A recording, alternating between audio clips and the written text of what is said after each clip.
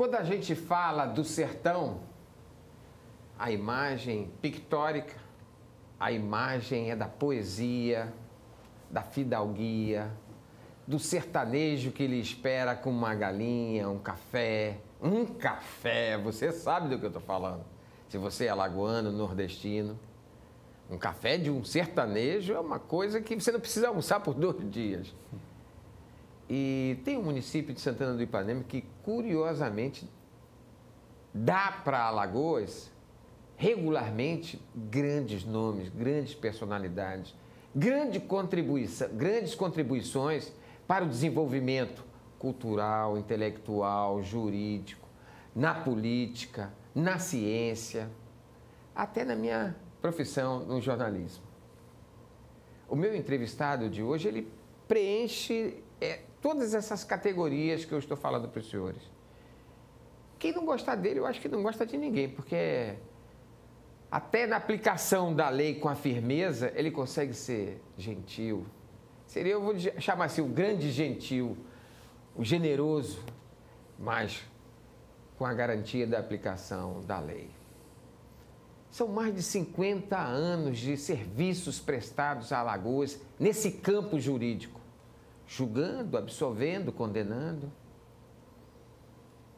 O meu entrevistado de hoje, eu acho que é bem conhecido nos bastidores políticos, entre os intelectuais, entre os profissionais do direito, e entre boa parte dos 3.300.000 alagoanos.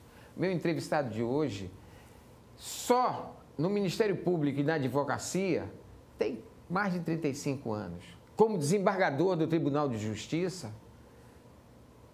quase 20, 17 ali profissionalmente aguerrido. Dentro do Tribunal de Justiça ele fez tudo, presidiu. E sem falar na Justiça Eleitoral, que foi presidente da Justiça Eleitoral e assegurou eleições limpas, paz, para garantir a aplicação da lei, a paz, a ordem, a disciplina, o cumprimento às regras democráticas, é preciso ser autoridade. Eu tenho a honra de entrevistar hoje uma das maiores autoridades do estado de Alagoas, José Carlos Malta Marques, um sertanejo de fibra. Para ser de fibra tem que ser gentil, de um sorriso largo e farto. Quero dizer para o senhor, de coração, que é uma honra entrevistá-lo. Muito obrigado, Arnaldo. Eu fico sem saber até por onde começar. Eu começo com uma provocação. Nesses mais de 50 anos, o que o senhor se arrepende no direito? Olha, recentemente um colega seu me fez essa mesma pergunta. E eu disse que uma das coisas que me deixa assim, para aproveitar uma parte da sua introdução com o sorriso mais largo, é o fato de olhar para trás e não ver absolutamente nada que possa me arrepender. Você anda com segurança? Não. Anda tranquilo? Não tem porquê, não tem porquê. No momento que eu tiver que andar com segurança, eu estou tirando a segurança de alguém que precisa de segurança. Eu não me acho precisado dela. Eu estou entrevistando um ex-presidente do Tribunal de Justiça do Estado de Alagoas, um ex-presidente do Tribunal Regional Eleitoral de Alagoas. As pessoas acabaram de ouvir o que é ser autoridade. Porque talvez, Arnaldo, às vezes as pessoas, os colegas, inclusive, que precisam assim de uma segurança mais ostensiva, é fruto de ter naturalmente sido personagens em algum processo mais rumoroso e que acarretou algumas decisões que foram mais fortemente desagradáveis a alguém. E aí gera essa insatisfação. Eu não sei, eu acho que eu não tive... Em 35 anos no Ministério... Porque o senhor começa a sua carreira... Porque teve um tempo que já podia ser advogado e representante do Ministério Público, promotor de justiça. Nesse período, um caso que lhe chamou a atenção? Olha, Arnaldo, assim, que me chamou a atenção por dificuldade ou por uma questão de mais controvérsias, uma controvérsia mais forte, eu digo a você que não tenho assim, porque eu sempre olhei todos os processos do mesmo jeito, desde uma simples lesão corporal até um homicídio, que é o crime mais grave. Eu sempre conduzi, tanto na época de promotor, como depois como magistrado, sempre conduzi com o mesmo olhar. Se você olhar os processos assim que me tocaram emocionalmente mais... Esses eu gostaria de saber de alguns. Pronto, eu diria um que eu lembro bem, nunca esqueci, quando eu era promotor, na minha primeira promotoria, na cidade lá de Ouro d'Água das Flores, que eu tenho uma relação assim muito forte, inclusive que eu acho que como compensação pelo meu trabalho durante 9 anos lá, me deu a minha nora. A minha nora muito querida, a esposa do meu filho, que eu tenho como a minha nova filha. Pois bem, em Ouro d'Água das Flores eu tive um caso como promotor, que foi um assassinato de um rapazinho, um rapaz de 19 anos, que assassinou o pai, junto com o menor, amando da mãe. Nossa. Quer dizer... Havia uma história de uma infidelidade desse cidadão e a senhora, com raiva, induziu o filho a assassinar o pai. E esse processo eu fiz ele todo, desde o início, acompanhei o inquérito, fiz a denúncia, esse processo foi julgado. Nós fizemos 3 júris na cidade de Ouro d'Água das Flores. E eram júris assim, muito difíceis, porque eram pessoas muito bem relacionadas na cidade, o rapaz estudante lá do educandário, o salão do júri ficava super lotado das pessoas querendo assistir, e sentava no banco dos réus a mãe e o filho. Nossa. Então era uma coisa assim que realmente nos tocava. Eu acho que esse processo e a repetição dos julgamentos foram os que mais emocionalmente me tocaram. Foram condenados? Não, nenhum dos dois, porque o apelo que se fazia era justamente o da infidelidade, né? E que o cidadão tinha, mas eu acho que mais era por conta da amizade, tanto da senhora como do seu filho na cidade. O relacionamento do filho, o filho estudava lá no colégio lá de Ouro d'Água das Flores, no dia do júri, os estudantes iam todos fardados para o júri. E isso, você sabe, o júri é júri popular, são as pessoas do povo que julgam. E isso pesa. O primeiro júri, os 2 foram absolvidos. Eu recorri, o tribunal anulou, dizendo que a decisão tinha sido contra a prova dos autos, mandou para novo júri. Nós fizemos o segundo júri. O júri conscientemente respondeu afirmativamente, novamente, dizendo que queria absolvê-los, mais ou menos. Eu ainda fiz uma segunda apelação, que o tribunal deu provimento em parte, mas mandou novamente o filho a novo júri, excluiu a mãe, mas mandou o filho. E nesse terceiro julgamento, o filho novamente foi absolvido. Quer dizer, existia uma predisposição social, eu diria assim, de fazer aquela absolvição, entendendo que, de repente, o crime estava justificado. A senhora chegou a ser promotor quando o prefeito foi assassinado, Humberto dos Anjos? Não. Quem foi assassinado lá foi o Edinaldo Miguel, da ONI. Edinaldo Miguel, da ONI. Não, eu não era promotor mais nessa época lá, não. Lá mais não, né? Porque foi um crime também de grande repercussão. Foi da ONI. Eu fui promotor lá quando ele era prefeito, quando era antes de ser prefeito. Foi numa emboscada aí era fazenda, divulgado, né?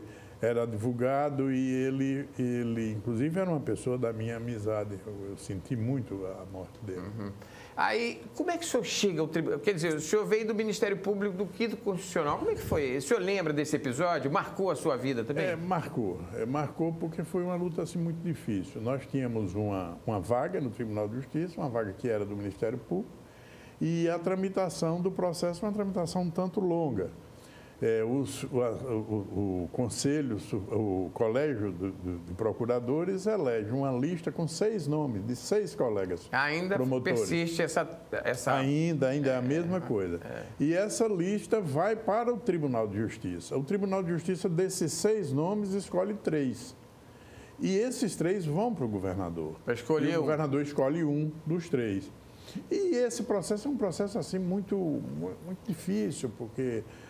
ele requer muitas conversas, muitas injunções. É um processo político com P maior, né? Político de classe, não tenha dúvida disso. E eu me submeti a ele, consegui, meus colegas procuradores acharam por bem me incluir na lista. Eu fui na lista com outros procuradores, fui para o Tribunal de Justiça. No Tribunal de Justiça houve uma exclusão de alguns, claro, dos 3, ficaram 3, e o tribunal me manteve nos 3, e foram para o governador, e o governador na época, o que era o doutor Luiz Abílio de Souza Neto, dos 3 que foram para ele achou por bem de me escolher. E assim eu fui desembargador e entrei na magistratura. O senhor entra em gestão assim, pós-Ronaldo Lessa, né? Tinha-se uma visão, um estado de Alagoas diferente, que tinha uma relação até conflituosa com o judiciário. Você chegou a atuar aí nessa ponte para... Tive, porque o governador Ronaldo Lessa, apesar daquele que vocês mesmo, inclusive, apontam e reconhecem, um temperamento um tanto, na época, um tanto explosivo, mas eu sempre tive com ele uma relação de muita compreensão, de muita amizade, de muito respeito, principalmente. Eu sempre respeitei muitas posições políticas, eu sempre achei o Ronaldo com um exemplo de vida política, um exemplo a ser seguido, inclusive por muitas pessoas, e eu sempre tive por ele um respeito muito grande. E esse respeito se refletia no nosso relacionamento institucional. Algumas vezes, quando as situações estavam assim mais tensas, eu fui chamado e tive conversas com ele e, graças a Deus, consegui, em muitos lugares, diminuir as tensões. Porque foi um momento tenso, né? Ali entre 99 e 2000, né? Alguns momentos. Mas, graças a Deus, terminou muito bem. Ainda hoje eu tenho por ele assim um respeito muito grande e nós mantemos um relacionamento de amizade muito bom. 17 anos no Tribunal de Justiça. Aí prestes a, como dizer assim, botar o pijama. Eu digo sempre que eu estou no momento de procurar a mesma porta que entrei, né? Porque o ruim é quando a gente entra por uma porta e precisa sair por outra. Nossa. Esse é que é ruim. E eu estou, assim, muito feliz porque posso, inclusive pelas manifestações de meus colegas desembargadores, na última sessão plenária do tribunal, eu fiquei, assim, muito tranquilo porque, pelos depoimentos que prestaram, eu tenho certeza que sairei pela mesma porta. E isso é muito bom. Recebi manifestações dos meus colegas desembargadores, dos meus colegas advogados.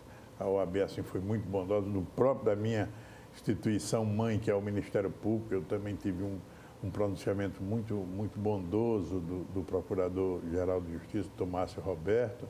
E isso me deixou assim muito tranquilo e até um tanto comovido.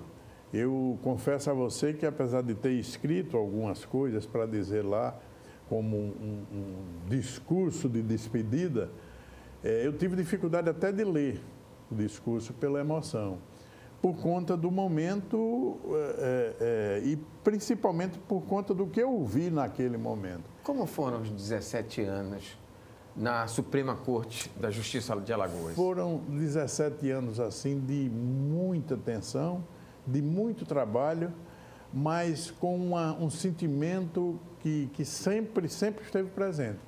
No tribunal você atua, porque você veio do Ministério Público como um fiscal da lei, e você colocou ainda há pouco que, mesmo como fiscal da lei, tendo que fazer valer o que o legislador impôs e deixou escrito, você via o processo como um todo. Mas quando chega na Suprema Corte, exige uma atenção maior. E algum desses casos... Você sempre atuou na área criminal, não? Aonde? No TJ? Não. Eu, quando cheguei no TJ, a vaga que tinha era de uma porque eu fui para a vaga do hoje ministro Humberto Martins. Doutor Humberto, que deve estar nos assistindo. Um abraço para você, doutor Humberto. Que bom. Tomara que esteja. Um prazer muito grande, ministro. E o ministro Humberto, com a vaga, ele, quando foi para o STJ, deu-se uma vaga, mas um colega pediu remoção para a vaga dele. E a que sobrou foi uma vara, eu não me recordo exatamente quem foi, mas era uma vara de um desembargador da área civil. E eu fui e comecei no tribunal nisso. Mas como eu acho até por força da formação nossa, como promotor, eu sempre me dediquei mais a estudar a parte penal. E no primeiro momento que eu tive em que eu tive a chance de ir para a área criminal, eu fui. E desses 17 anos, se eu não me engano, eu estava fazendo outro dia umas contas, eu tenho mais de 13 anos na Câmara Criminal. E isso me serviu assim para justamente trabalhar na área que eu sempre trabalhei, estava mais familiarizado, e enfrentar determinadas demandas que exigiam, às vezes, um pouco mais só de atenção. Porque... Mas nesses 13 anos, teve algum desses casos criminais, que é uma prateleira imensa, porque os crimes se multiplicam dia a dia, e de uns anos para cá, com o aparecimento dessas organizações criminosas, é uma coisa que preocupa todos. Sabe, Arnaldo, eu diria a você uma coisa interessante. Quando eu fui para a área criminal, eu tinha uma preocupação assim muito grande justamente dessas decisões que eu teria que tomar, e eu não podia tomar de uma maneira diferente das minhas posições da vida toda, e eu imaginava que iria ter dificuldades, justamente nessas organizações criminosas, principalmente nas organizações criminosas que têm atuação nos crimes contra a pessoa, nos homicídios, etc. Até porque é a fama do Estado de Alagoas. Mas eu vou lhe dar um dado que você vai ficar estarrecido.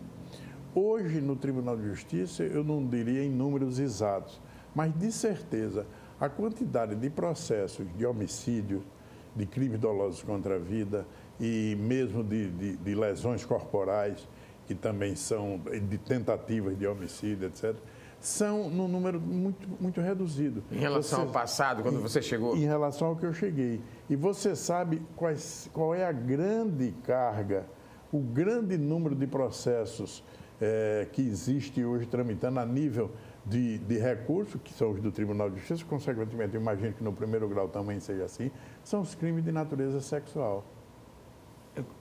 Violência sexual, estupro, principalmente estupro de vulnerável. Na capital ou no interior? No estado todo. Nos 102 municípios? No estado todo. É uma coisa impressionante. E a origem dessa modalidade? Essa é a grande discussão. Há alguns... Eu, num primeiro momento, até imaginei que isso fosse decorrência da pandemia. Sim. Todo mundo trancado em casa, podia ser que houvesse alguma coisa. Depois, alguém, nessas discussões lá no tribunal, alguém me chamou a atenção e disse, cara, não. Isso sempre teve.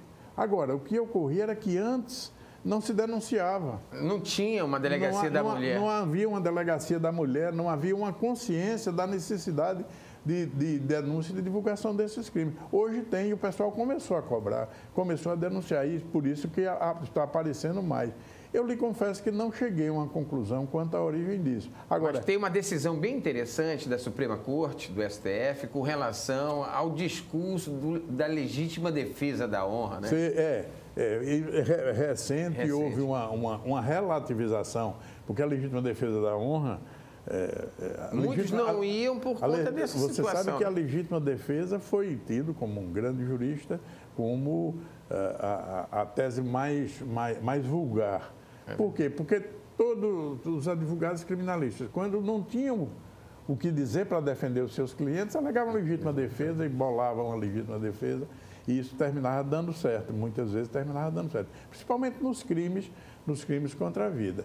Mas no nosso caso aqui, o que é estarrecedor, deixa eu lhe completar o dado, é que normalmente esses crimes de violência sexual contra vulneráveis, e os vulneráveis se entendem aquelas pessoas que são doentes, que não têm capacidade de entender o que é aquele crime, o que é aquela ação, mas são também vulneráveis por esse mesmo motivo, crianças recém-nascidos, meu Deus, que têm sido vítimas desse tipo de crime. Imagine você. Esses são os casos que mais aparecem nas áreas criminais. Hoje sim. Quer dizer que dá para dizer que nós estamos vencendo, porque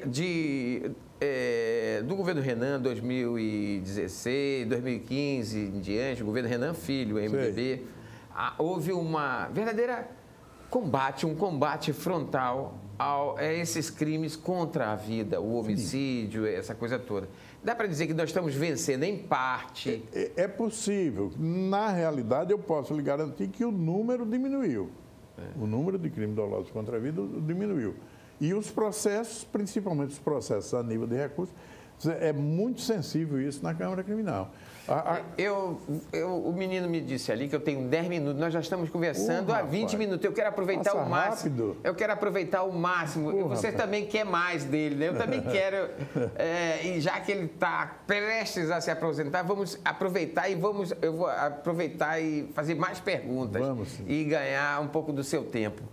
Desses 17 anos no Tribunal de Justiça, quer dizer, você vê esse caso dos crimes de violência sexual sendo em maior incidência com relação à impunidade, que é uma coisa que se criticava bastante no Tribunal de Justiça, a lentidão, a morosidade. Como é que você deixa o tribunal? Eu acho que nós avançamos muito. Eu acho que nós avançamos muito. Inclusive, nesse particular, desses crimes que nós estamos nos referindo, a Câmara Criminal tem sido rigorosíssima na aplicação de penas. Condenação mesmo. Condenação mesmo, condenação forte. Porque são dramas que são levados a nós, que nós temos dificuldade até do julgamento, apesar da isenção que nós temos que ter e estamos tendo. O Tribunal de Justiça de Alagoas, eu diria a você hoje, que nessa parte é exemplar. Nós somos assim muito rígidos e muito isentos nesse tipo de ação. Principalmente naquelas ações em que o estupro é vulnerável, porque isso é muito pior. E principalmente quando esse vulnerável é uma criança de 2, 3 anos de idade. Que não tem a menor chance de defesa, né? E muitas vezes, deixa eu lhe dizer um outro dado para complementar, que os autores desses estupros, dessa violência contra essas crianças... É a própria família. A própria família. Os pais, os padrastos, os avós. No sertão tem muito disso. O senhor, desculpa, eu sei que o senhor é sertanejo. Não, eu não diria assim, eu não particularizava por região, não. Isso é uma prática comum em todo canto. Uma doença, né? Está acontecendo isso. Eu não sei se está acontecendo recentemente, é como eu disse a você há pouco. Não sei se está acontecendo recentemente ou se sempre aconteceu e a gente não tinha conhecimento. Outra pergunta que eu acho interessante, que tem algumas pessoas, eu estou ouvindo elas... Aqui, mentalmente, nós estamos ligados, a Conjuntura tem essa ligação muito forte com muita gente em Alagoas. Pois não. Já que o senhor atua na área criminal, tem um crime social em curso e está sendo investigado pela Polícia Federal. O senhor chegou a atuar no caso Braskem? Não, eu não tive nenhum processo relacionado com a Braskem, não. Eu não tive oportunidade e acho que não vou ter mais, porque inclusive os processos, quando chegam para a Câmara Criminal, já chega a nível de recurso, né? Sim. Então, no primeiro grau, eles são mais horizontalizados nos fóruns das diversas comarcas. Como você está prestes... Se você não tivesse prestes a se aposentar, não faria essa pergunta, que poderia ser que você fosse acionado a julgar. Mas como você está prestes a se aposentar, como cidadão, como é que o senhor viu aquela situação que 35 minas que foram perfuradas e a gente hoje já percebe que faltou zelo, cuidado, respeito à ciência? Como é que o senhor examina isso como cidadão? Olha, Arnaldo, eu vou dizer uma coisa a você. O meu exame, o primeiro ponto do meu exame passa pelo estabelecimento de responsabilidade. O crime, a natureza do crime, é uma natureza que você não tem nome para dizer. Como é que você chega e condena uma cidade a ficar elevada, sujeita a, de repente, despencar? É uma parte da cidade, né? Isso é o que as notícias da imprensa e que nos revela isso. Que essa parte que é equivalente, se você pensar na região, naqueles mapas que a gente vê, na região toda é equivalente é uma área maior do que várias cidades do interior do estado, dos conglomerados urbanos. São 60 mil pessoas que tiveram que foram obrigadas a vender seus imóveis. Você imagine, você faça um exame aí, quantas cidades tem no estado de Alagoas com 60 mil habitantes? Talvez pouquíssimas, talvez não ocupe os dedos de uma mão. De cidades aqui com 60 mil habitantes, que foi a condenação. Agora, nada disso passa e aí vai o juiz da área criminal com o estabelecimento de responsabilidades. A responsabilidade da Salgema em si, dos seus diretores, dos seus funcionários, mas e os permitidores dessa violência? Os fiscalizadores, né? Como é que ficam esses que poderiam, na época, ter dito não? é ótimo, vai ser a redenção econômica do Estado, né? Mas como vai ser feito isso?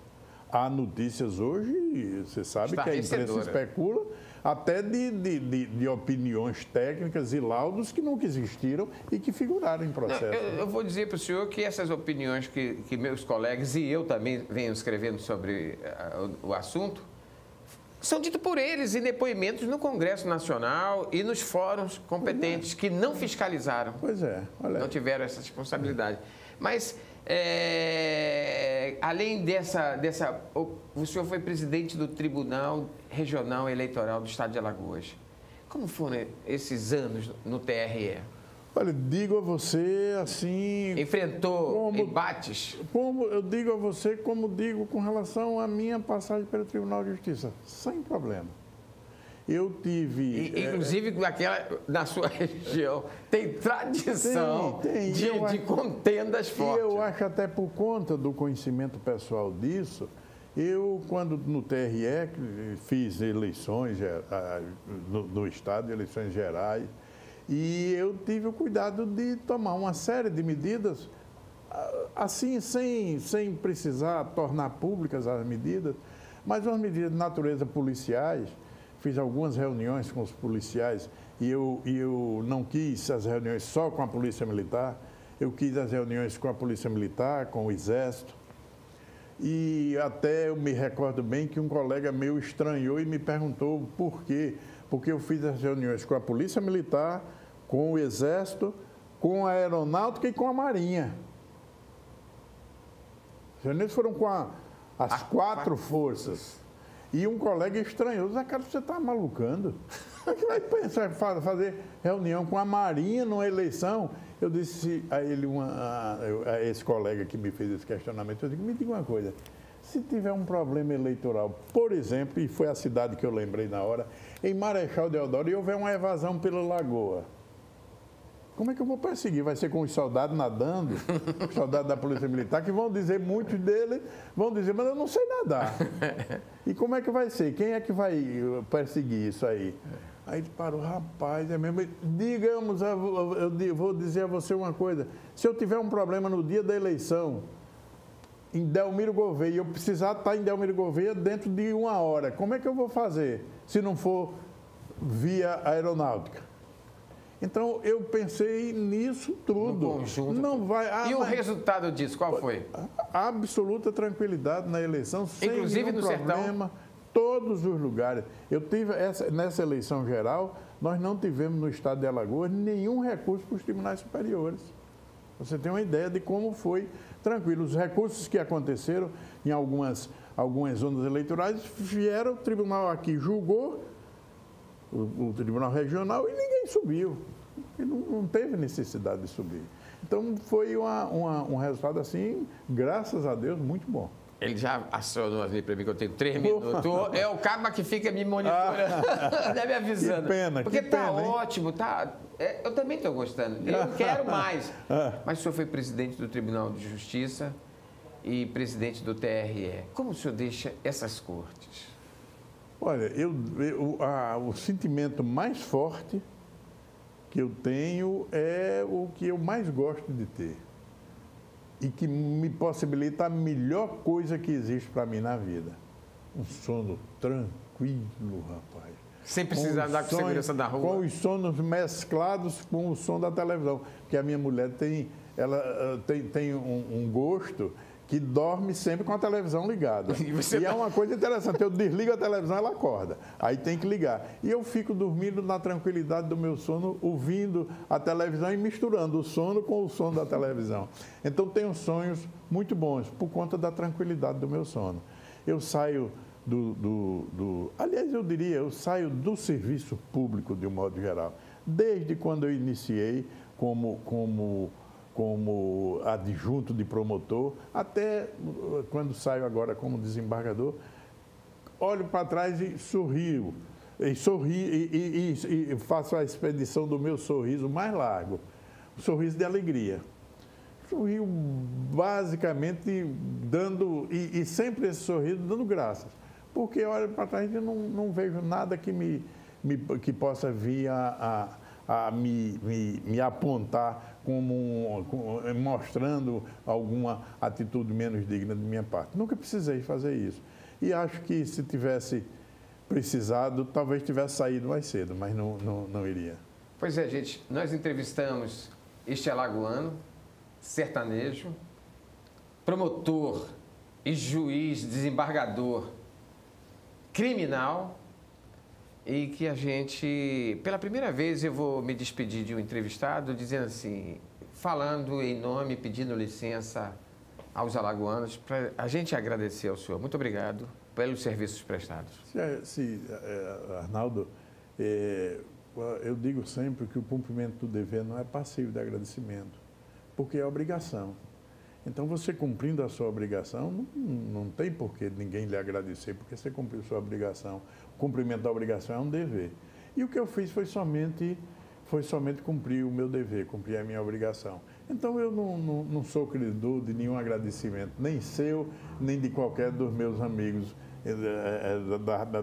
do meu grupo grande de amigos, onde eu lhe incluo. Eu acho que, se existe algum agradecimento, quem tem que dar sou eu, por vocês terem me aturado e, assim, na saída, ainda ter o prêmio de receber um convite seu para vir ocupar seu tempo no seu programa. Muito obrigado, digo eu, a todos vocês. Eu não tenho mais nada para falar para ele. Muito obrigado.